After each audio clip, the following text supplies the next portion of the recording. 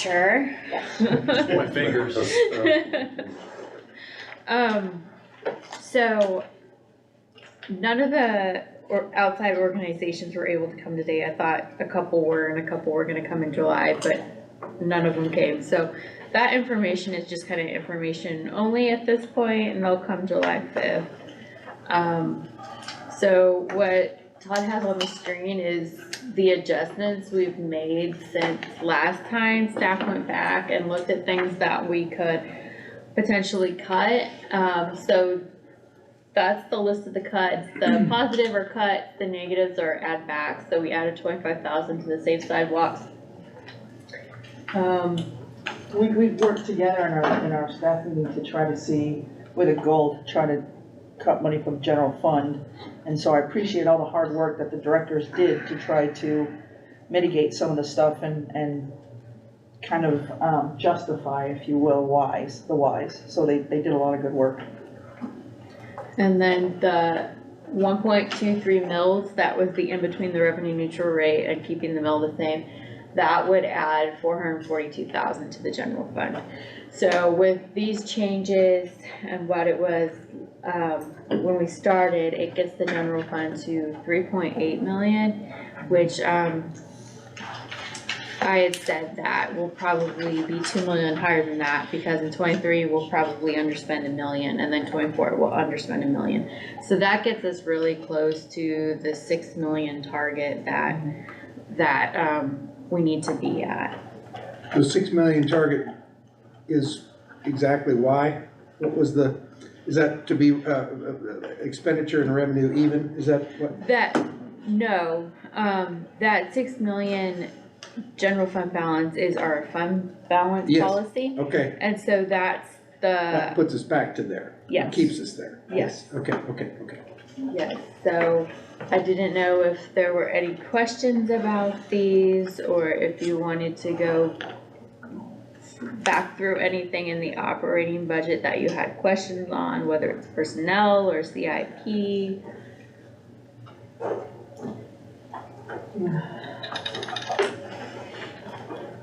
To go back and look at it again. Do you, Mr. Conlon? No, I do not. Mr. Garza? No, I'm fine. Ms. Dawes? I read it. Mr. Bax? Sounds like we're good to.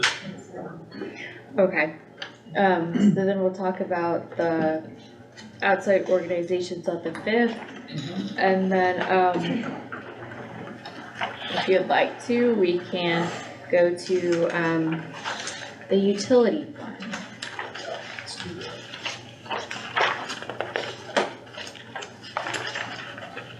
Alright. Felt like I'm playing a video game. Yeah, do you want to do that now or no? Okay. Do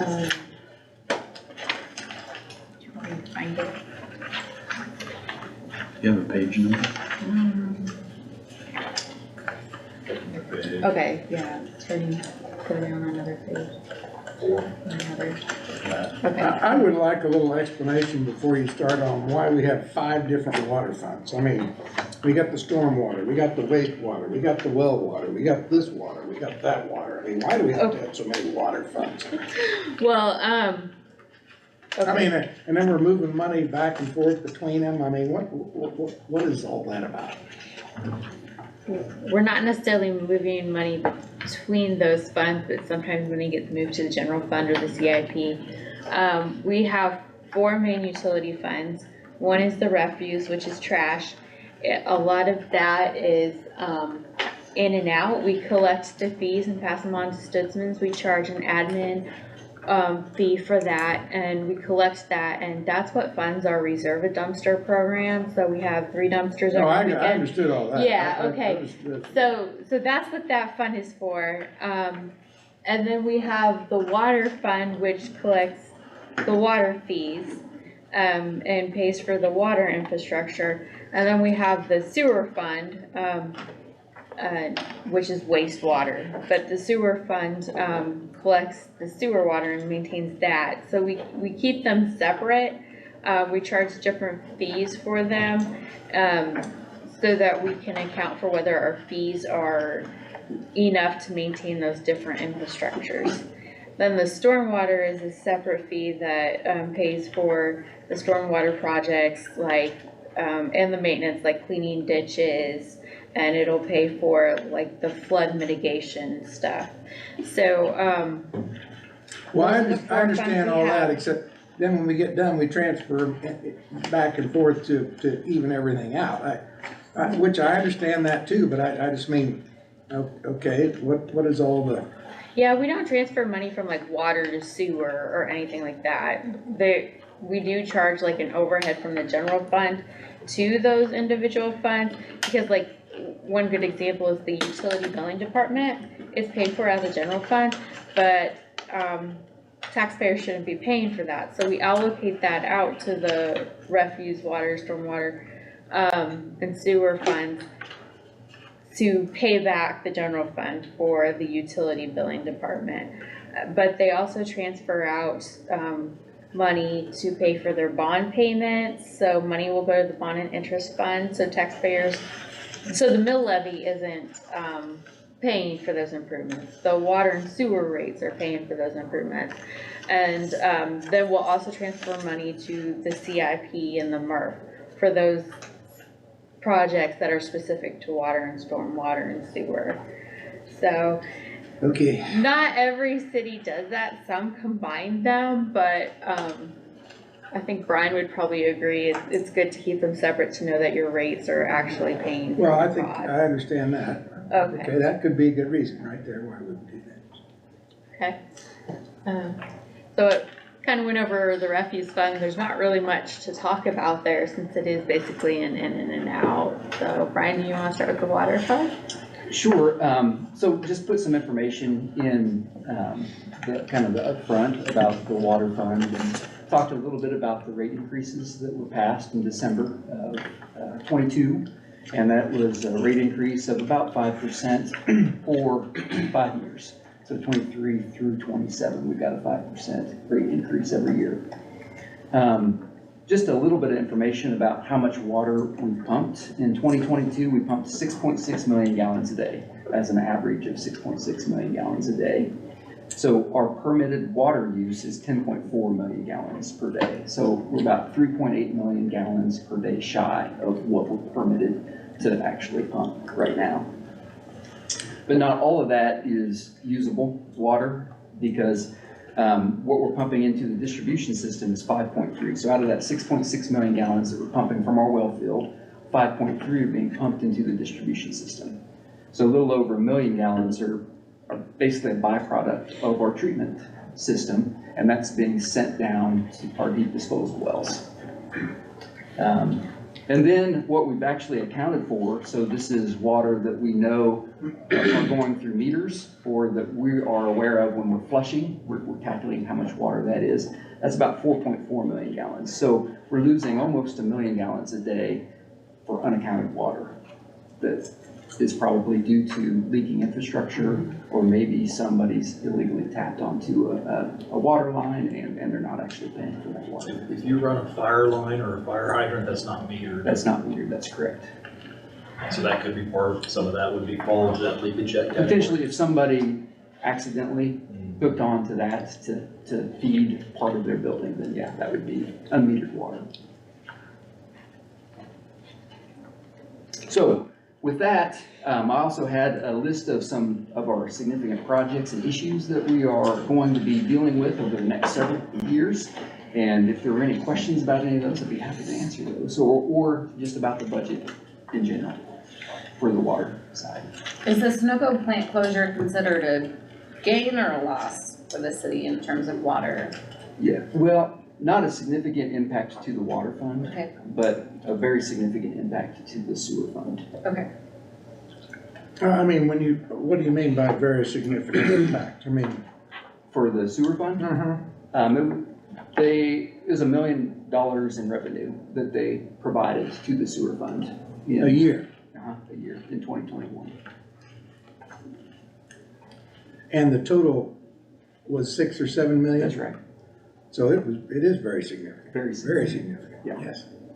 But they're also a very significant generator of waste that we had to treat, and we've seen a significant reduction in treating the waste.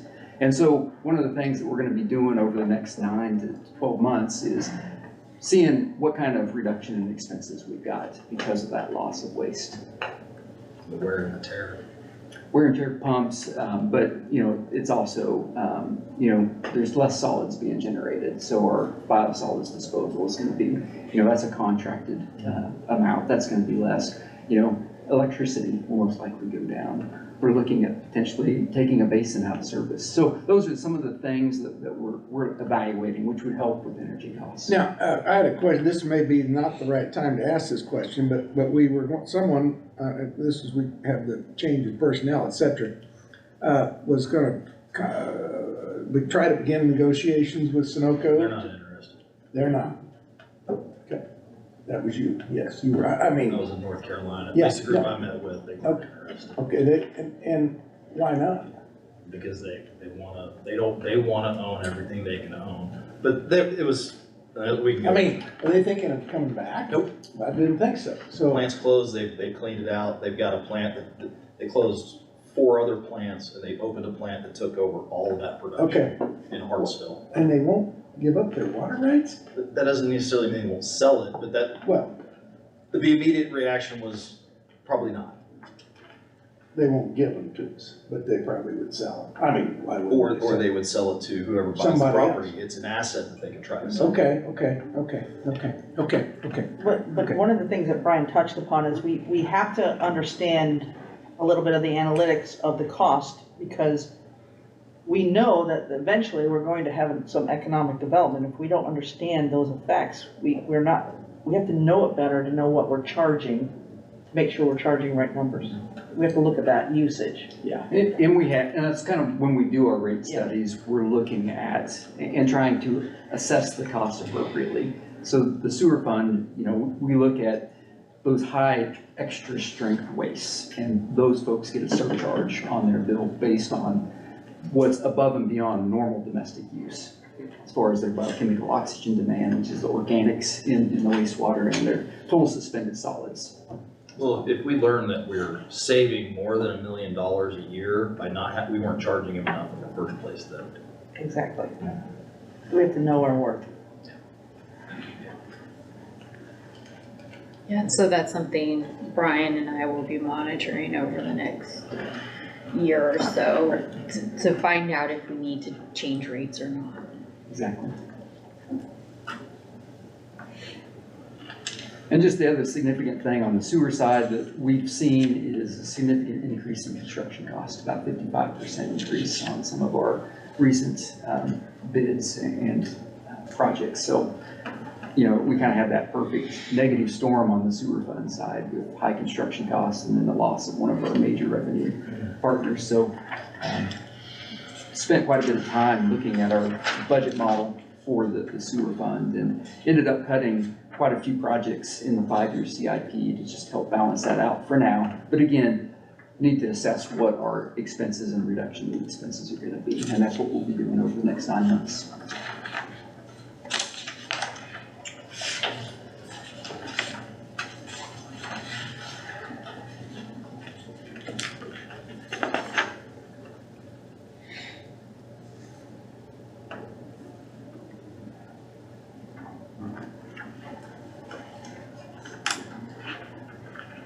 Stormwater fund?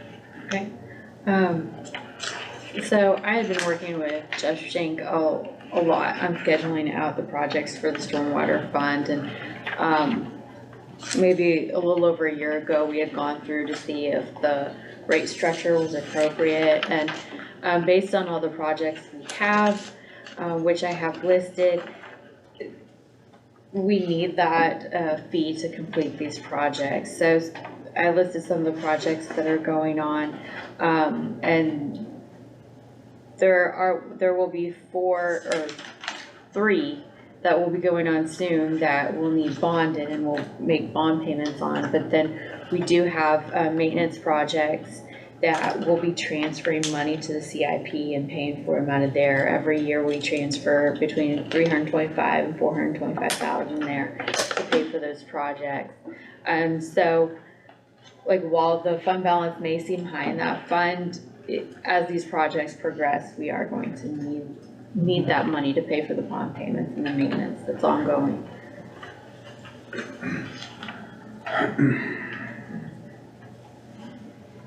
Any questions about that? How far out into the future, you said you guys had predicted some projects, how far out, like, did you guys predict, or is there anything else on the horizon that isn't on the sheet? Some things do pop Your up. crystal ball? Yeah, I think he did his best to. He did. We have the stormwater we're talking, correct? Mm-hmm. One of the ones that we currently are working with engineering on is the C-clip. That one, because we have it in the stormwater for $350,000 right now, and it's not in the works. I'm working with the engineering consultants. I'll have an evaluation tomorrow on projects current, as well as what it's gonna cost, timeline to get the other ones, like this one, for example, in the list.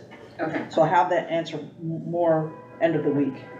The other one is first star flood reduction design. That's the other one. That's the big one. Okay. So that one's still in process right now. Who's C-clips? Where is that? What's that? It's just another K61 from US 50 to Avenue G southbound. That's that project that we're working on. So right now it's tentatively in our CIP for $350,000 out of the stormwater.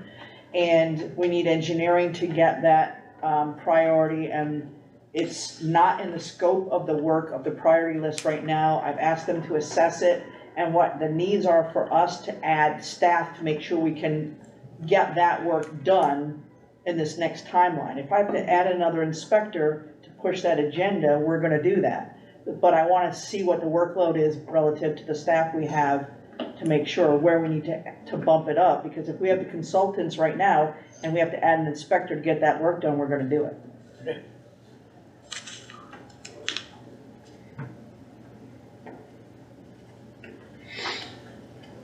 Any more questions on stormwater fund?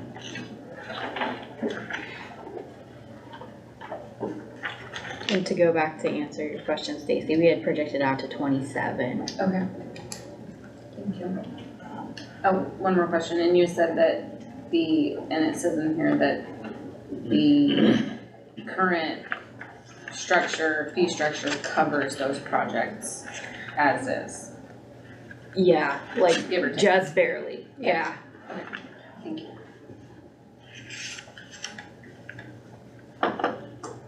That particular tax, or whatever you wanna call it, is one of the most hated, that there is out there. Stuart, we did an exercise on that, if you go back and watch some of the council meetings, and it was in-depth, and my question is, and will always be, what did we do before that tax to get Yeah. stuff done? Yeah, But it's truly, we're spending the money. I'm only making a comment. Well, no, I hear about it. and it is. I hear about it now, I mean, And to be honest with you, Mr. Conklin, that is the whole purpose of what do we need to do infrastructure-wise to get these projects moving? And so that's the intent that we're looking at.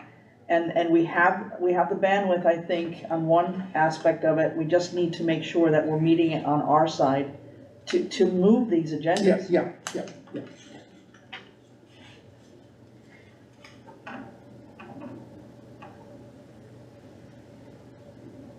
Any other questions regarding the utility funds?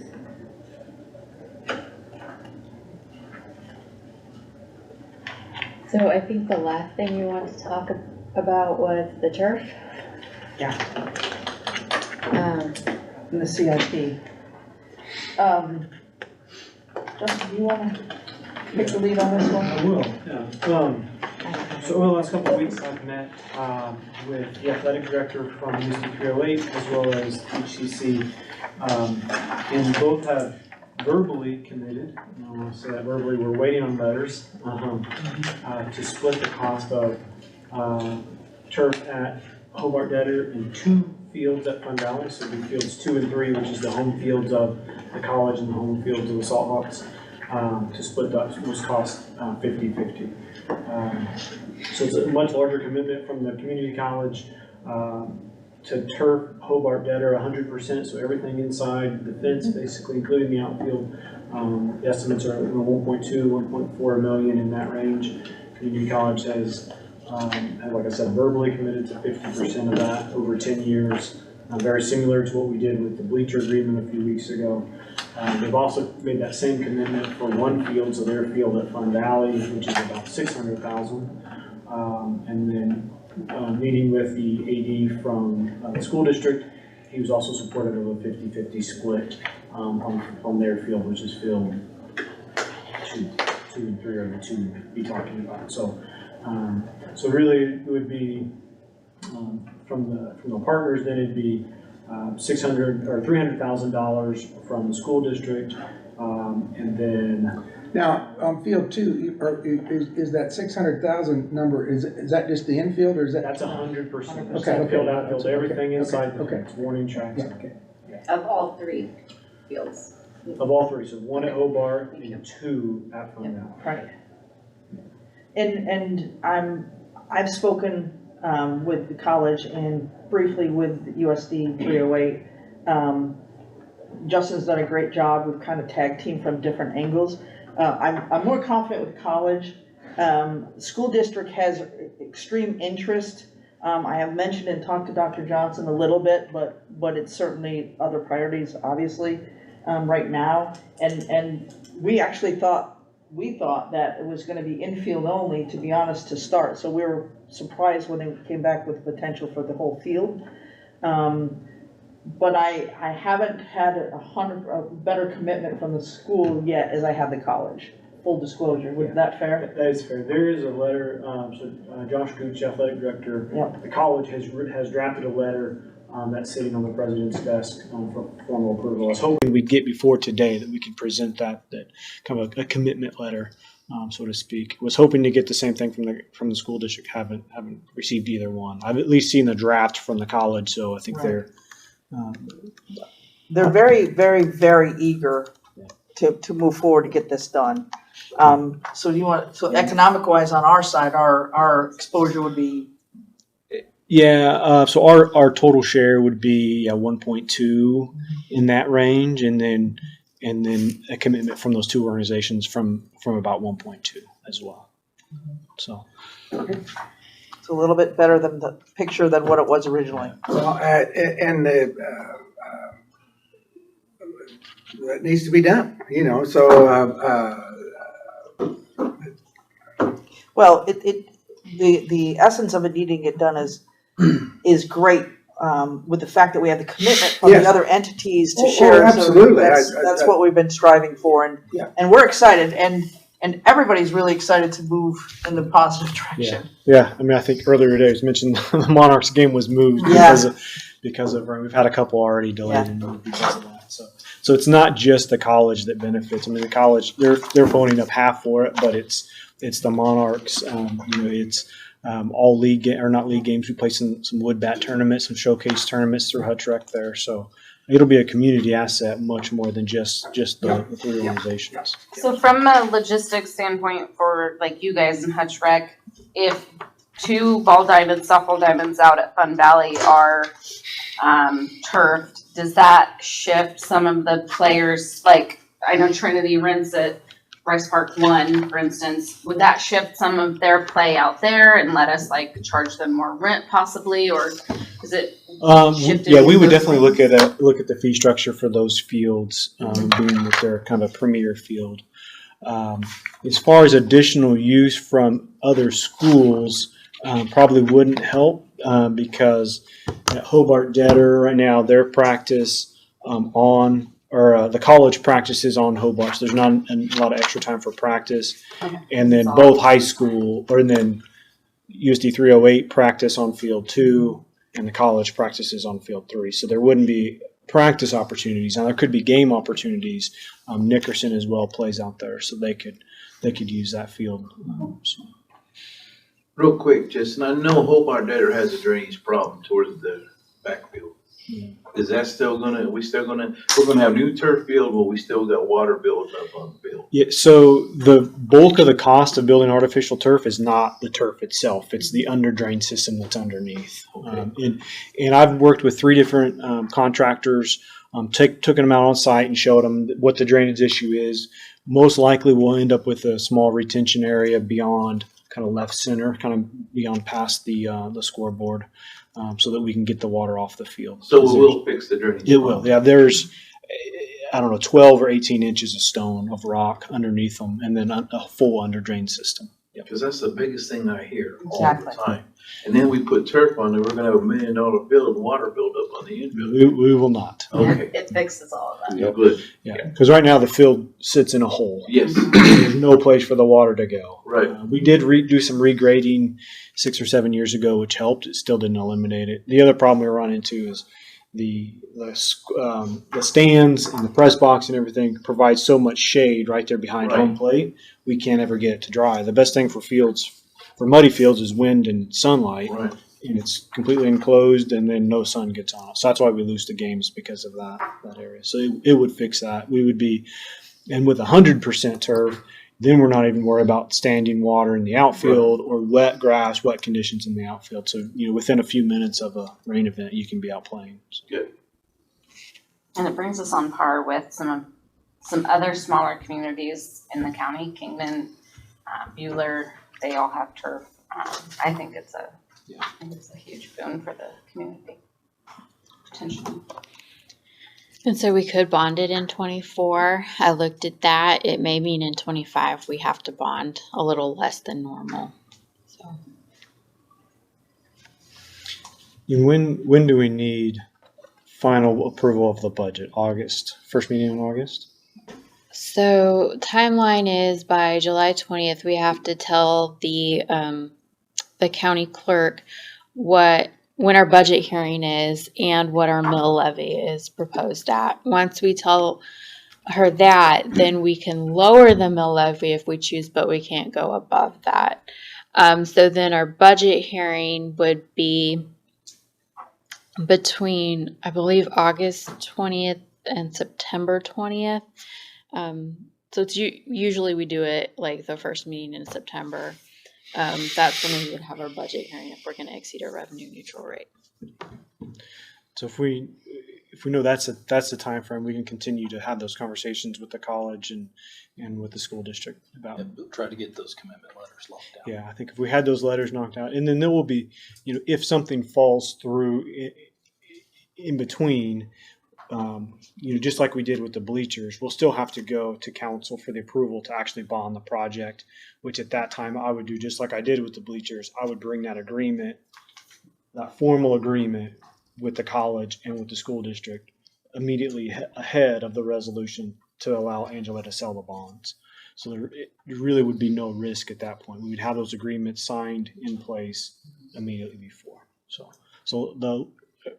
the letter of commitment is just a commitment letter saying we're interested, we really want to do it, but there's no risk on our part until we have those signed agreements, just like we did for the bleachers. So, if that makes sense. Angela, is there any bonding that we've already issued or got that we could help and not bond as much for this project? Move some bonding over? I don't have like any excess bonds sitting around. Or other projects that may not seem, or may not, well, like the GBI Trail project, we talked a little bit about, we may move that money somewhere else. Is there, just looking for health, because I don't want to have a problem in 25 or 26 when we need to continue fixing lead pipes and the woody seed. But I can think of a couple projects that we can maybe reduce the scope down a little bit, but I don't know that it's a huge help. One would be that one, the GVI.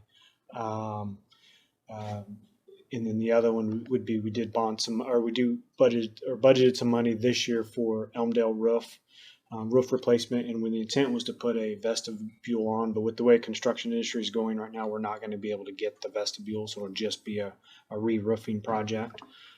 So there'll be, I don't know, it's gonna be less than $100,000 there, plus maybe, $100,000 or $150 with the GVI project. So I mean, it helps. It's not, it's 10%, I guess, but still something. Yeah, no, and I appreciate all the department heads' work on trying so hard to make our life easier when we have to answer for the money that we spend. So. I want to go through, just make sure everybody's processed, because we have the holiday coming up. Our next meeting, we're hoping that these are Mhm. Are you clear for utility? You're good? Yeah, I believe we're good for utility. And then CIP, we're good? If you're, Murph, we're good? I'm just checking boxes. yeah. Yeah, I mean, I want to make sure we're focusing our energy on things we need to, because open issues that I see is we have 4 different entities that have to come in on the Wednesday to present. And I think you have all the materials, you need to review that beforehand. Anything else that we need to supply them with? are you good with the mill levy where it sits? I mean, we can always publish it there and lower it. We just can't raise it. So you have the mill levy set as an increase of 1.23. Yes. Yeah, that's halfway between revenue neutral and keeping the mill the same. And that's what we talked about last time. Mhm. Does anyone have any change of mind on that? I think it's a responsible, fiscally responsible approach, but still trying to get some of these projects done. And like you said last time, I mean, we can't keep operating where our revenues are less than what our expenditures are. All right. I just want to make sure she has direction to keep pushing agendas forward. Stick with that mill levy. I think unless anyone else says anything different, stick with the mill levy increase of 1.23. Okay. I have a question on page 1. I think it was like the very first thing you said. You said if it's in parentheses, it's an add back. Yeah. Okay. So that is reducing the general fund. Okay. Because we wanted to increase the Safe Sidewalk program. These are Yes, cuts, okay. so it's the opposite of. Yep. Yeah.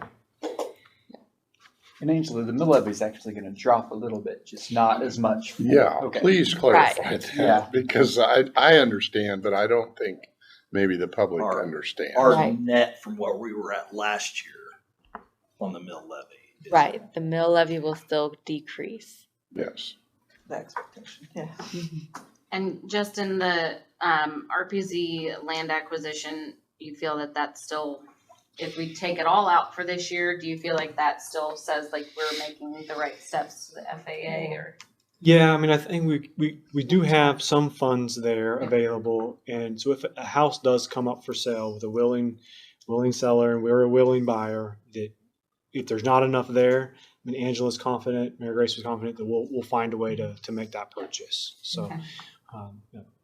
Yeah, we tried to be very tactical because we don't want to lose the opportunity if that should arise, and we feel that we'll be able to react to that. And as long as we're buying one every 10 years, we're good. Justin? No comment. Yeah. Well, I think I have the direction I need unless anybody else has changes or comment.